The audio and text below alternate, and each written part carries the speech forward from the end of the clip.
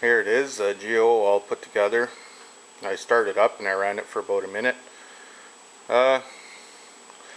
Could be tuned a bit better. Has a bit of a bog, but seems alright. I can get into that another time. It starts up with no choke. It took me about 8 pulls to get it going for the first time. There is an issue with the chain. When I was installing it, it recommends in the book that you only tighten it so that the bottom chain guides, the flights are just to say in or just touching. So the chain actually is supposed to be quite slack, and if you try to tighten it up more than that, it just binds. So anyways, I'll get my daughter to hold the camera and I'll start it up. Okay, point it at the saw outside here.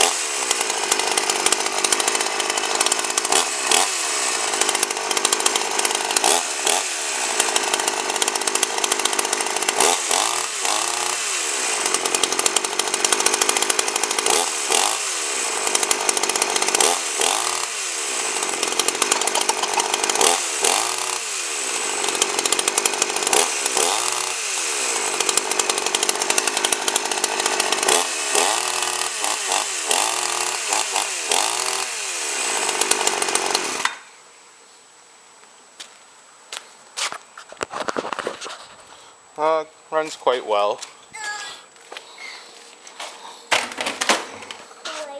And that it sounds like it wants a little bit more at the high end, wants to be leaned out a little bit. And I think I mixed the gas a bit rich, because the little can that they give you to mix fuel with, I wanted to mix it 32 to 1. It calls for 25 to 1. And I mixed it to 25 to 1, but the lines don't really make sense for 30 to 1. Sam? They don't make sense. It means add more oil is what it shows, but really you should be adding less oil for 32 to 1 or 30 to 1. But anyways, so I went ahead and mixed it to 25 to 1, or maybe even a bit more. So it's quite smoky. That might account for the reason why it's not revving out quite as much as it should on the high range. Anyways, starts first pull. Can't complain. I paid $11 in the GIO auction. Then I had a $50 auction fee and $50 of shipping to Ontario. But so all in all, with taxes, I paid $130 for it, which isn't bad for a brand new chainsaw.